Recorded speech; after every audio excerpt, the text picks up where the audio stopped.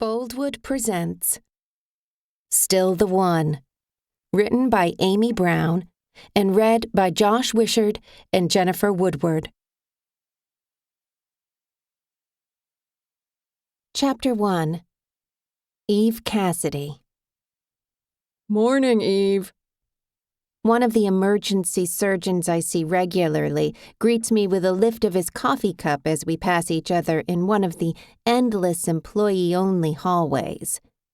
The walls of the hospital are crisp, sterile white, with shiny black marble-looking floors and local photography or healthcare signage hanging every 10 to 25 feet. I've worked here long enough that I've got the photos memorized, but I still glance at each one to verify I haven't forgotten a single one. "Good morning, Dr. Sully," I say. "I hope I don't see you today," I tease, glancing back at him as I pass. Amen to that, he chuckles.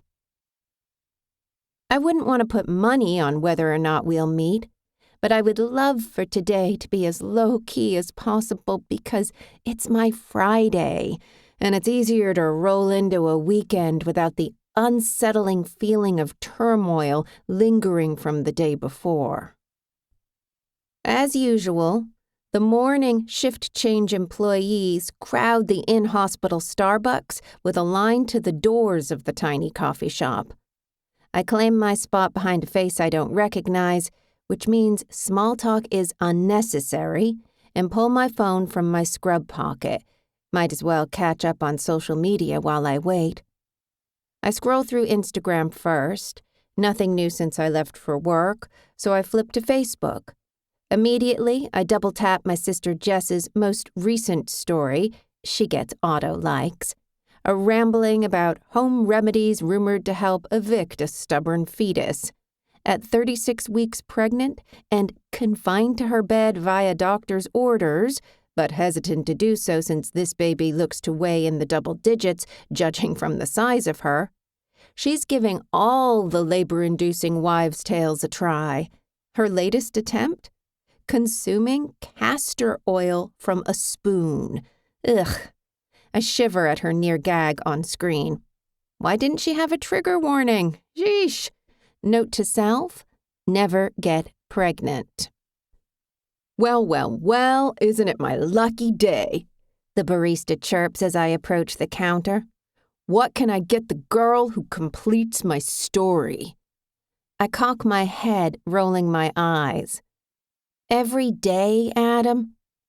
He grabs a clear venti cup, scribbling my name on the side, complete with a heart. God would be disappointed if I didn't at least acknowledge fate, he says with a sly smile. Adam has asked me out at least once a month for the last few years he's worked here. He claims it's fate that we end up together, but I'm pretty sure he's only in it for the puns. My answer is always no because after a couple of dud exes, I no longer date, and I definitely don't date the under 25 crowd. As Adam swirls my usual iced latte to perfection, I lean against the counter, watching him work his magic. He slides the cup toward me with a wink. On the house today, Eve. Consider it a bribe for future consideration. He chuckles, his eyes playful. I shake my head. Have I ever told you that I don't believe in fate? He gives me a mock pout before moving on to the next customer. I take my drink and head toward the exit, my mind drifting back to my sister's impending motherhood. Jess has always been the brave one, ready to leap into any adventure without hesitation. I mean, do you know what castor oil is for? Constipation. She's trying to shoot that baby out of her vajayjay explosive diarrhea style. Ouch! She's been talking for months about doing this life-changing event medication-free. Double ouch. Not once, in any relationship, have I ever considered procreating.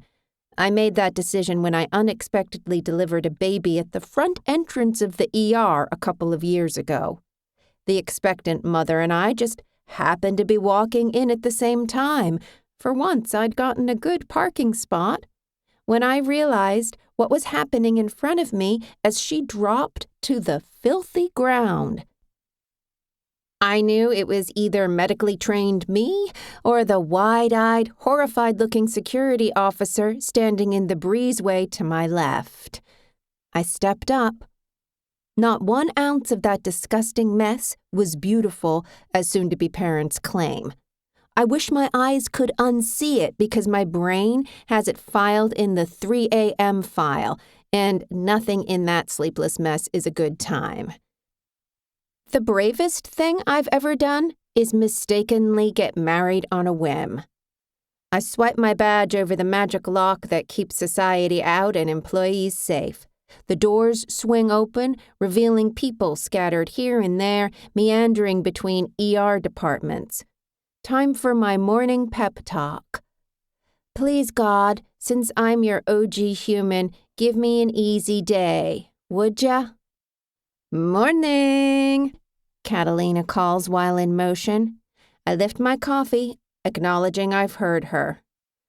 Hello, Miss Cassidy. Dale, today's charge nurse, greets me with a sleepy smile, even though I know darn well he's probably on cup of coffee number 3. He gets here an hour before the rest of the morning shift so he can give room assignments and catch up on who's still lingering from the overnight shift. You're in trauma 2 today, he says, glancing at the giant whiteboard on the wall behind his counter. My favorite room, I say, lifting my cup. Cheers to that. It's weird to have a favorite trauma room. Genevieve, my work bestie, appears at my side from a hallway to my right. It's weird you wait to get out of bed until 15 minutes before your shift with your hair looking like that, I tease. What's wrong with it? She asks, patting the oversized messy bun perched on top of her head. Her favorite pen, the one she takes to and from work with her, pokes out of her hair. As usual, she's wearing a set of scrubs from the in-house scrub shop's That's So 80s neon line, named by moi. She can pull off highlighter pink. I cannot. I went a little lighter with my already light blonde hair this month, and even though it's nearly fall, I still don't have that summer glow that I usually do, so I feel like neon scrubs are only going to attract attention to that. I'd look like a glow stick. I'm perfectly okay sticking with my boring, cool colors scrub wardrobe, mixing and matching, mostly because I don't turn on my closet light on my way to the shower, and hope the pairing isn't too wild. I got lucky today with navy pants and a pastel purple top. Your hair looks fantastic, I'm just teasing you. Also, there is nothing weird about preferring the single bay over the multi-patient. Less chaos, I say, my reasoning sound. You know what else prevents chaos? Genevieve asks. Huh? I reply, sitting my coffee on the desk in front of me as I read through the electronic room board, familiarizing myself with my patients. Not working 80 hours a week, Jen says, giving me a knowing look. It wasn't 80 last week, I confess. What was it then? I sit at my computer typing in my unique login. 76. Genevieve chuckles, shaking her head in disbelief. You seriously need a vacation. And saving for that is exactly what I'm doing with all this overtime. Who's going on vacation? Dr. Bradley, our assigned physician, asks. A very full backpack hangs off one shoulder, and a dark green Stanley cup, the biggest size they offer, is in one hand, filled with black coffee to keep himself focused. He's wearing his usual dark blue scrubs, and by the look of his tousled hair, I'd say he just woke and ran. And did I approve it? HR approves vacations, not doctors, I remind him. Thank God, Jen mumbles behind me. She's right. Most doctors I know are also workaholics, partly because the healthcare industry is severely understaffed right now. so putting the fate of our vacation days in their hands would be a terrible idea. But nobody is going on vacation, I reassure him. Jen is just dreaming again. I mean, look at her monitor background. Troy, a.k.a. Dr. Bradley, glances at Jen's workstation. Bahamas? Fiji, Jen says with a happy sigh. Honeymoon shot. Troy chuckles, shaking his head. You're not even dating anyone, Genevieve. She shrugs playfully. A girl can dream, can't she? I finish scanning through the patient charts for trauma, too, mentally preparing myself for whatever may come through those doors today. As we settle in for our shift, the ER starts bustling with activity. The chaos, also known as controlled pandemonium, is oddly comforting to me. Saving lives is a dance I know well, the steps familiar even when the music changes. A couple of fender-bender patients, one with a broken nose from hitting his steering wheel and another with claimed whiplash, fill my morning, and after lunch seems to be the calm before the storm. After checking in on a couple of patients still awaiting a hospital room, I pull up my email to make sure I haven't missed anything. And by anything, I mean extra shifts I could take via the internal employee-only hospital site. Nothing. I grab my phone, sipping my coffee as I scroll through socials again. My mom's book post on Facebook stops me as I read her thoughts on the most boring book alive, Moby Dick, her favorite. She's always described the novel as the perfect example of the monster your mind can create if you let it. An idle mind is the devil's playground, she used to say, a lesson she learned after being married to my father for 10 years too long. Her words. I scroll again. Kate got her Botox redone and is announcing it to the world, which is weird. Then I stop. A Facebook memory. Crap. I hate these. I scroll to the post, sucking in a breath at the sight of it. I glance at the date on the top of our patient board. September 27th. Christ on a motorbike.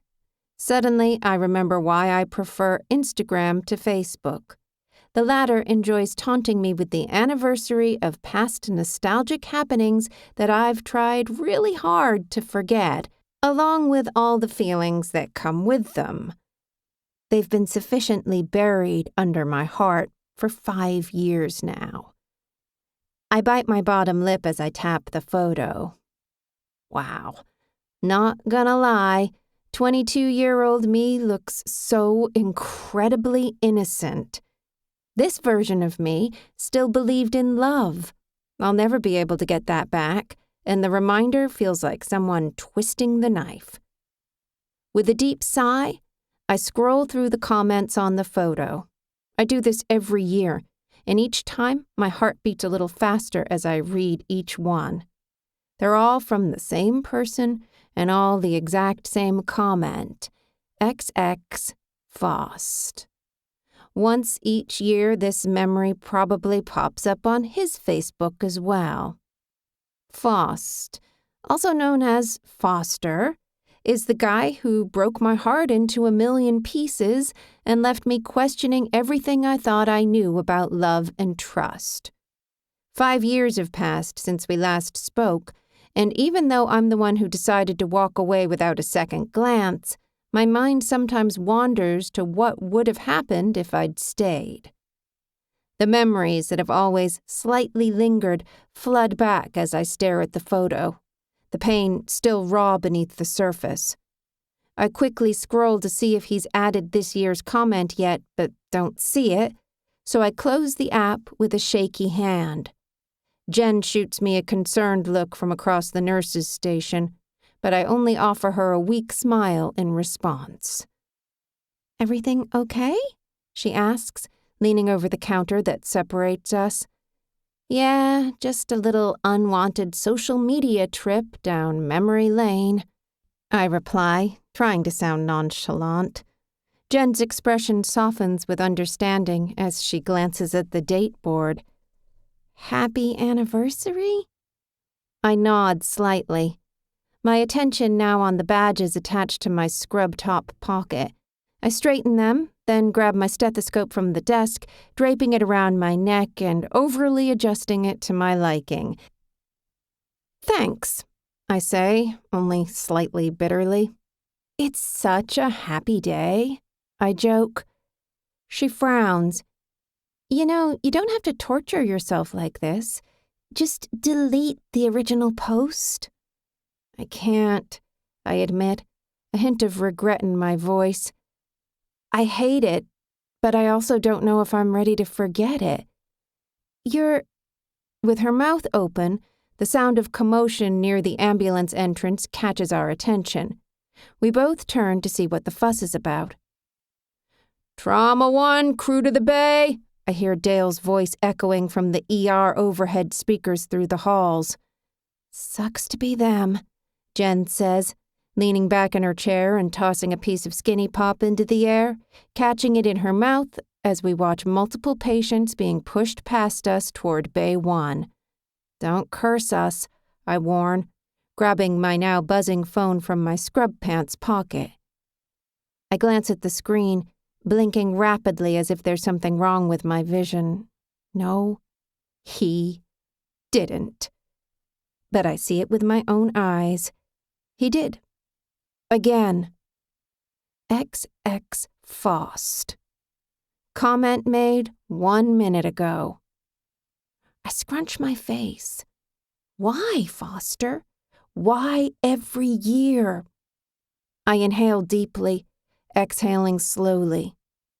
Do I respond to this? No, it'd be weird, like having this exact conversation with myself every year is normal.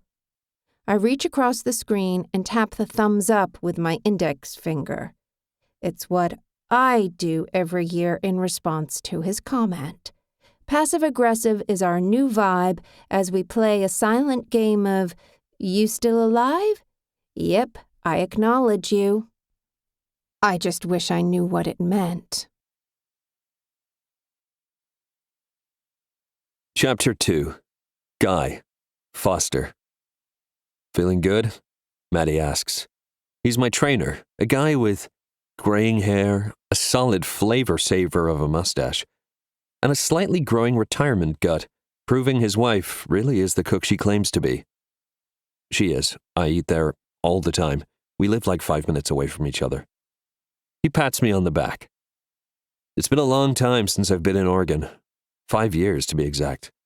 A refreshing, crisp breeze has the recently dropped leaves dancing around the track and swirling through our tent as I sit on a stool inside with the rest of my team. Honestly, it feels exactly like what I remember a late West Coast summer day feels like. The September heat and humidity of Florida isn't something I miss right now, that's for sure. Are you kidding? Travis, one of our mechanics, asks.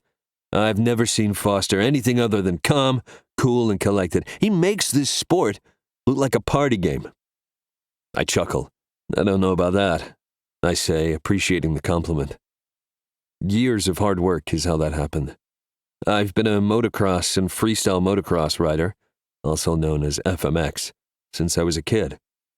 I won my first trophy at the age of 4 and my first big title at 15. After that, I'd caught the bug for extreme sports. Backflips off a ramp on a motorcycle. Love it. That time I skydived. I'll never forget it. Extreme sports and me, we jibe. I'm addicted to the adrenaline. To me, cutting through the air on my motorcycle, hitting the power band at just the right moment toward a ramp that will launch me 40 to 50 feet in the air so I can do some insane flip, is what life is about. I love the smell of gasoline and engine oil, and the ringing in my ears at the decibel of some of these souped-up engines excites me to my core. Dude, Maddie, an ex-motocross and an FMX superstar, says, I'm telling you, Jeff's trying it. He's been landing it, and if he does, you've got to up your game. My riding rival, yet frenemy, Jeff Hunt, is currently making his way up the track to the start. This is his final chance of the day to outdo me. And I can feel the tension building. We've taken the top 2 spots according to the announcers, and now it's up to us who will take first and second places. Nah, I say, not even looking up while the announcers ramble off Jeff's stats as he rides the track, working the crowd up with wheelies and ground tricks we could all do in our sleep. He ain't trying it. At the last minute, he'll do a California roll, guarantee it. Jeff will come in second, just like he always does. You cocky son of a bitch, Maddie toys. Yeah. I learned from the best, I say, shooting him a finger gun. Maddie rolls his eyes, turning to face the track once again. I'm not entirely paying attention to Jeff's run because, honestly, I can't. That kind of pressure has been known to stress me out. Instead, I'm scrolling social media, trying to focus on myself, when Facebook reminds me of a memory. Holy shit. September 27. I tap over to my main screen to verify the date, then back into Facebook. I almost forgot this year. I can see this photo with my eyes closed, and often do. The woman to my right has never truly left my mind, or my heart. My favorite daydreams are being transported back to when we were young and in love. In the picture, she's wearing a white veil draped over her light blonde wavy bob, and I'm wearing a black t-shirt with a tuxedo print. Classy. I know. Even so, we look ridiculously happy. And if my memory is correct, we truly were in that moment. Despite her still owning a part of my heart, things didn't work out. I messed up, I'm not afraid to admit it, but she didn't exactly do the right thing either. Without notice, I came home from a gig one day and she was just gone. It destroyed me, if I'm honest. Our breakup was the one time I was heartbroken and lost, but I bottled it all up inside because that's what I do. Is it healthy? Not even a little bit. But I'm not from one of those talk out your feelings families, so I'm honestly not sure how to get over it. I truly don't think I ever could. But that's only because if I could go back and change it, I'd still choose to follow my heart and marry Eve. After all, that's who I am. I take extreme risks. Marrying a woman 30 days after you meet is extreme. But God, was it worth it when it was good? How can it already have been 5 years? I rub my hands across my chest, my heart beating a tad erratically right now, like I'm in the middle of a trick or back in that moment of our wedding day. Those 2 events felt the same. I'm not even in her presence. So how on earth can a photo of her gorgeous face have my heart topsy-twirly? Even I haven't spoken in years, yet I could never bear deleting her from my phone altogether. And this anniversary post always gets me. I glance at the comments, which are all written by me, and tap the reply button. I've done this yearly, and with each comment, I pray she says something in return. Please, God. Any words this time? Hello. Go away. Not if you were the last man on earth. Fuck all the way off. Anything.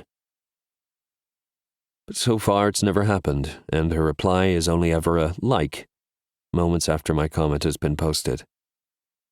A simple thumbs up, acknowledging that she is still alive. I wonder if her heart flutters in the same way mine does when she's notified of this memory. I hope I'm not the only one feeling that. Well, why let this year be any different than the 4 before? Here goes nothing. Maybe this time she finally responds. Fingers crossed. I type out my comment, then hit send before glancing up at Maddie, who's now getting loud. No hands, he yells from the edge of the tent. I told you! He points my way. I fucking told you! Both of his hands are now clasped on the top of his head as he rocks back and forth on the balls of his feet, his eyes on the track. I follow Maddie's gaze and see Jeff performing An impressive trick called the Bundy, which involves executing a backflip above the front of the bike while holding onto a handlebar with one hand. Usually. But Jeffy boy has let go completely. And the crowd is ecstatic about it, cheering and roaring with excitement as he maneuvers through the air like it's easy. Even I stand from the stool I'm on, watching as he repositions his hands on the bike to maintain balance before landing it without even a wobble. Holy shit, I yell to Maddie, patting his back this time. Clinton Moore himself would be impressed. The trick was made famous by Clint, a legendary rider, and it's widely regarded as one of the most technical tricks in FMX history. I can't believe he landed it. Yes! Maddie cheers, throwing a fist into the air proudly. Woo! I holler with him. The moment's thrill is palpable, and the excitement from the crowd is infectious. Jeff and I may be rivals on the track, but I know a well-done stunt when I see one. He killed it. Maddie glances at me, his gaze meandering to the phone in my hand. Get off your phone and get ready, he yells. Comp days tend to stress him out. He wants all the guys he works with to win, but not all of us can, so he will settle for 2 out of the 3 places given at each event, and usually that pans out. Relax, I say to Maddie, as if saying that ever helped anyone. You know I got this. I hand him my phone, and the single earbud from my ear, taking my helmet from him and hanging it off one handlebar so I can do my entry ride, working up the crowd because the more adrenaline involved, the better I ride. Bolt? Probably, I say somewhat confidently, but not for my first run. For that, I'll go with the double Superman seat grab during a backflip. Backflips are my thing. Basically, I'll let go of the handlebars midair, holding on only to the back fender, Superman in flight style, then remount the bike and land solidly. Double Superman for my first run, Volt for my second. Pep talk time. You got this, Faust. Beat Jeff. Kill it. Also, stop thinking about Eve. I ride the track, rocking my head back and forth, trying to shake her memory out so I can think clearly. I was still deciding if I'd do this stunt today, but with the success of Jeff's last run, I've probably got to pull out the big guns of FMX trickery to beat him. I've done vaults in our foam practice pit over the years, but I've only landed my twist on it about 15 times on solid ground. Out of hundreds. Now it's time to do exactly that, for the first time, in a competition, in front of a crowd. The vault is a 360-degree turn next to my mid-air bike, no hands. As I spin back around, I'll catch the bike and mount it from the side before landing. Only in my usual style, I'm doing it in the middle of a backflip. You got this, Foster. Take the energy from the crowd and nail it. Maddie talks me up, patting me on the back hard and then clapping his hands loudly. Famous 15! Get it! Maddie and my crewmates watch as I ride towards the track, impressing the crowd with little stunts, no hands, wheelies, the Captain Morgan. Shit I taught myself as a kid when I was still considered an amateur, while riding the track slowly. At one point, I stop altogether. The fans yell louder as I get off my bike and do my famous 15 backflip. I don't remember exactly when my gymnast floor routine started, but I get the best reaction, proving my 35-year-old ass can still do a backflip from the ground without my bike and not kill myself. Thank you 10 years of gymnastics my uncle insisted I did as a kid to help with my balance. The announcers ramble off my stats over the loudspeakers. Number 15, Guy Foster, 35 years old, has decades in the business and is an X-Games superstar, yada, yada, yada. I lift a fist into the air, allowing the track's energy to sink into my soul. I scan the stadium seating before putting on my helmet as I ride to the start. It's always fun to see if someone stands out. Maybe an old friend showed up. You never know unless you look. Stopping at the flag guy, I let go of the handlebars, balancing my bike with my feet on the ground. I shake off the nerves that are always a part of this at first. That never goes away. I'm well aware this gig is dangerous. I just try not to think about the risks. Just like Maddie said, you got this, Foster. He'll be popping that champagne cork after accepting first place. And then my gaze stops on a woman who looks vaguely familiar as I give myself my usual internal "win this" speech. I squint, trying to see her better. My eyes, and possibly my heart, have got to be playing tricks on me, though, because there's no fucking way she's keeping up with the sport her ex dominates.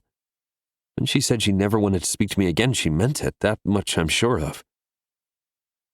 "Yo," the starter yells, earning my attention, waving the signal to go again. "Go, man." Fuck. I hardly have the time to daydream when seconds are eating away at my possible score. I don't even have my helmet on yet. I slide it on, patting it hard on the top to wake my ass up. Then with a twist of the throttle, my head returns to my job. And now it's time to give my fans what they came here for and win this event. I'll figure out the Eve thing after. Chapter 3. Eve Cassidy. Trauma 2 crew to bay.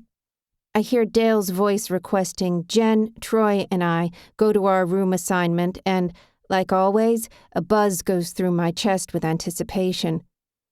"Here we go," Jen says, pulling a yellow paper gown over her scrubs exactly like I am. "Any guesses?" Guessing how bad something coming into our trauma room is a thing we do to occupy our minds, to prevent stage fright. On a scale of 1 to 10, the "what are we walking into" game. 5 or less, I hope, I say as we walk in, flashing my crossed fingers at her. Male, mid-30s, unresponsive after a motorcycle accident, required intubation on scene due to severe respiratory distress. One of the medics relays breathlessly as they maneuver the gurney into position. Sweat glistens on their foreheads, a testament to the high-stakes race against time they've just endured. The room buzzes with a symphony of sounds. The beeping monitors, the soft murmur of the ventilator, the urgent rustle of gowns and gloves. "Freeway? Off-road? Type of accident?" Genevieve asks. FMX rider. We were on scene medics. He seemed distracted before his second run, and he didn't land it. A 40 to 50-foot fall easily. The bike landed on top of him. With those words, my heart starts to slow and panic builds in me at the sight of our patient's dark hair and green riding gear.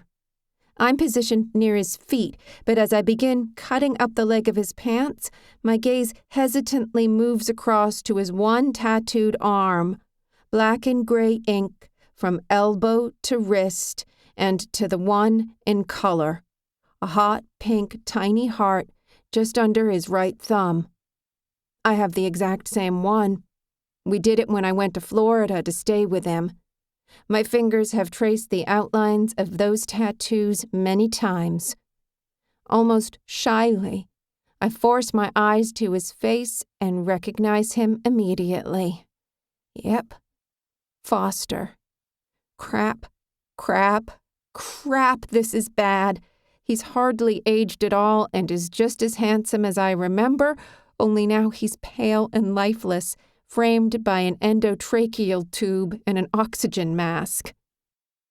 Time seems to slow down as a wave of emotions crashes over me. Shock, fear, and an overwhelming sense of helplessness. Luckily, my training kicks in, forcing me to focus on the immediate tasks, but beneath the professional facade, my mind is racing, my heart is pounding. I used to love this man. Vitals are unstable.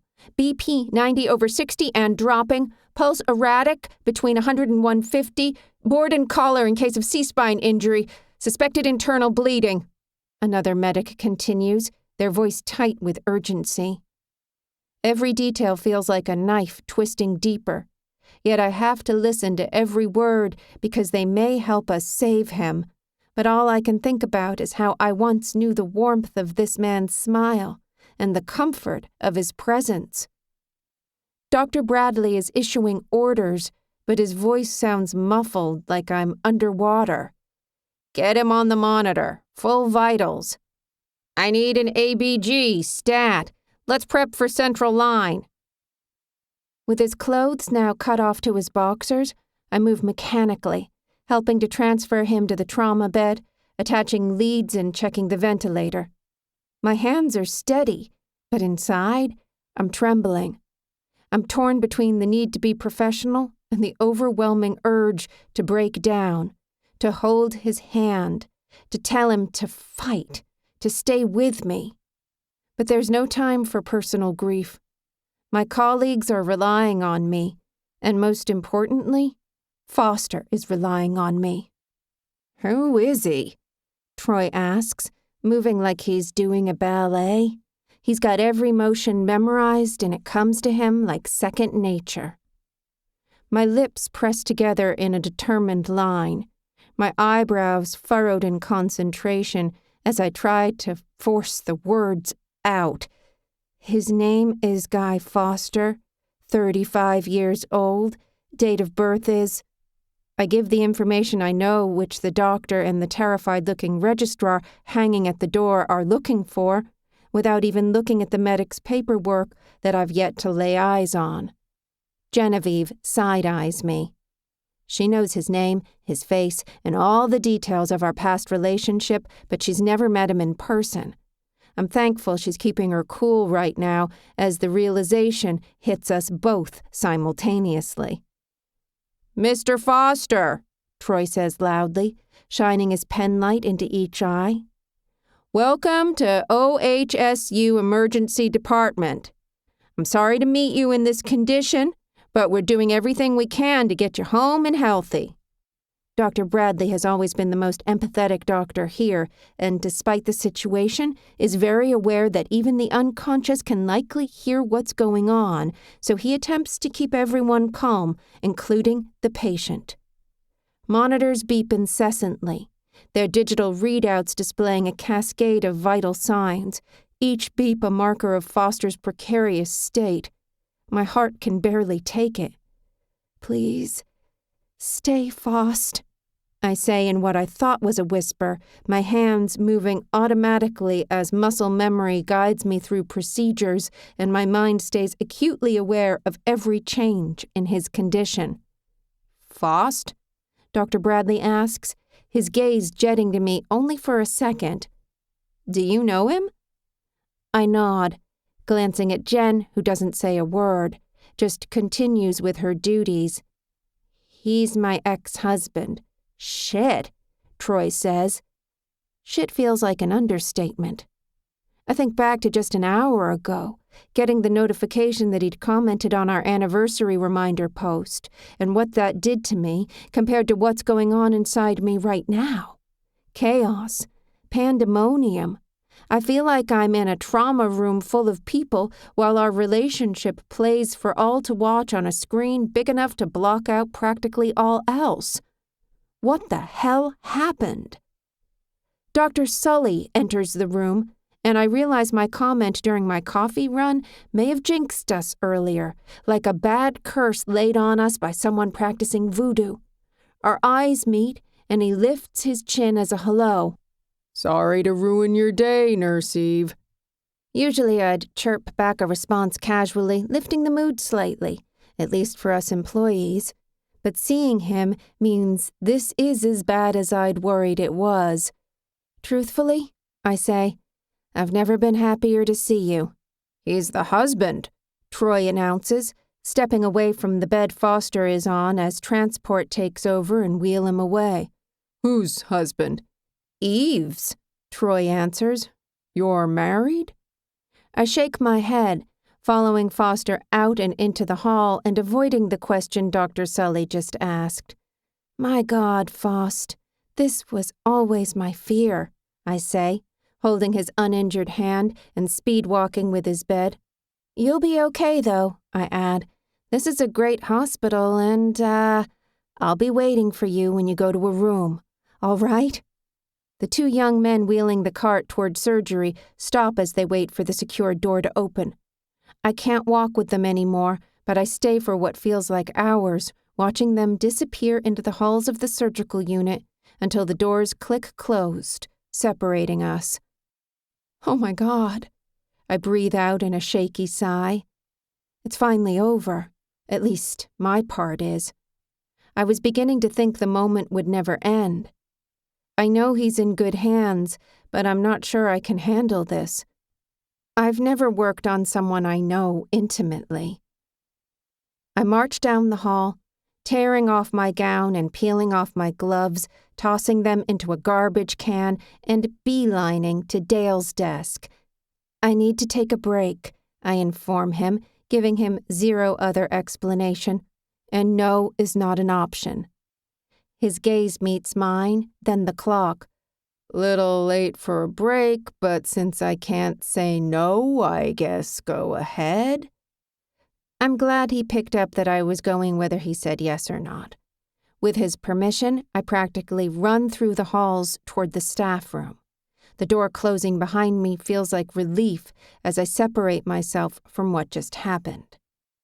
Foster. He's the best of FMX. How could this have happened? First, the anniversary reminder, and now this? It sort of feels like the fate I no longer believe in is playing a cruel joke on me. Seeing him like that, my God. Tears spill down my cheeks as I pace the small lunchroom. Foster has always been a whirlwind of excitement and charm, with his short, dark, curly hair and that mischievous twinkle in his eye. In the past, I could never resist his flirtatious banter or his contagious laughter. God, he has to be okay. He'll be all right, I say to no one in particular, sinking into a chair, my hands trembling. The room is quiet, a stark contrast to the storm still actively swirling through my mind. How is this happening? I say to myself, rocking with anxiety as exhaustion, relief, and profound sadness overtake me like a tidal wave. My mind replays every moment of the past 30 minutes, the clinical tasks interwoven with flashes of Foster's and my very short life together, arguments, laughter, the mundane and the meaningful. Our story wasn't simple, and neither are the feelings that linger. The sound of the break room door opening causes me to try and pull myself together, and I'm thankful when I hear Genevieve's voice. I've been looking all over for you. I'd like to change my guess from 5 to 500, I say, wiping unexpected tears from my face with a sniffle. I underestimated that one for sure. The adrenaline of the trauma room that had kept me focused is fading, leaving a raw, aching void in its place, knowing I've done all I can, and maybe it won't be enough. Please, let it be enough. How you doing? She asks gently, sitting down next to me. I shake my head. Not great at all. Everything I never wanted to remember I am, and nothing feels okay right now. I glance up at her. Nothing. What do I do? Right then, my phone vibrates in my pocket, and without really thinking about it, I answer the call. Is this Eve Cassidy? The caller asks. This is she, I say, curious about who would be so formal when calling me. My name is Sarah. I work with Oregon Health and Science University. I'm calling about your husband, Guy Foster. He's had an accident and... Her words nearly stop my heart, and I suddenly realize what this phone call is. I'm still Foster's emergency contact. I remember him adding my name to his FMX paperwork that Maddie keeps on file for emergencies all those years ago, and hoping I'd never get that call, this call. Yet here it is. After I participated in stabilizing him. My phone slips from my hand, landing on the floor with a thud. Genevieve grabs it. Hello? She says, noticing that I'm frozen in place. She listens for a moment, her gaze on me. Where should she wait for him? Okay, yes. Thank you. Jen hangs up with the collar, then wraps an arm around me, pulling me close. Go, she says. Wait for him in the ICU family room. She said it may be a few hours. I'll smooth everything over with Dale. Chapter 4. Eve Cassidy. After many cups of stale hospital coffee, and attempting to preoccupy myself with whatever HGTV show is playing on the remoteless TV in the ICU family waiting room, I decide to badge myself into the unit and see if Foster's out of surgery and in his room yet. Yes, this is frowned upon. No, at this moment, I don't care. It's been hours. Surely they're done in the OR by now. I approach the front desk, stopping anxiously in front of a woman I don't know. "Who are you looking for?" she asks, not even looking away from her computer. "Foster, Guy Foster?" He hates his first name, always has. It's why I'm stumped every time I hear it. I've never known him as Guy. In his words, every dude on the planet gets called Guy, so how is he to differentiate the people actually speaking to him from one of the other billions of guys on the earth? The receptionist scans her screen, and a click or two of her mouse fills the silence between us. "Guy Foster." She nods like his name rings a bell. "And you are here because..." Her gaze drops to my hospital badge, still attached to the breast pocket of my scrubs, her eyebrows furrowing. "You're from the ER? Didn't he come in via ER?" "Oh, yes, sorry. I'm not here on the clock. I'm off duty." I cover my badge with my hand. The receptionist looks confused but taps on her keyboard again like she's writing a novel. "Are you family?" She narrows her eyes. "I'm his, wife." I blurt out only the tiniest of white lies. The sentence is really only missing one word. Just please don't ask me for a marriage certificate because I burned that years ago. Miss Receptionist scans the screen, clicking in and out of the system. "Eve?" she asks. I nod. Her pursed lip smile says anything but it'll be okay. "It looks like he's just arrived in the recovery room, so it's going to be another hour or so." "But he made it through the surgery?" She glances at the screen again, then nods. Oh, sweet relief, he's alive. Thank God. My heart stabilizes from its erratic run since seeing his face, and for the first time in hours, I feel like I'm back on planet Earth and not just hovering above it watching chaos unfold. "Can you make a note to have someone come get me when he's brought to a room? I'm in the family waiting area." "Will do," she says, right as my phone vibrates in my pocket. I pull it out as I walk back to the waiting room and see Kate's name flashing across the screen. "Hey," she says when I answer. "What's going on?" Really, I'd rather not give anyone a play-by-play of my day right now, but I know she's not hanging up the phone until I do.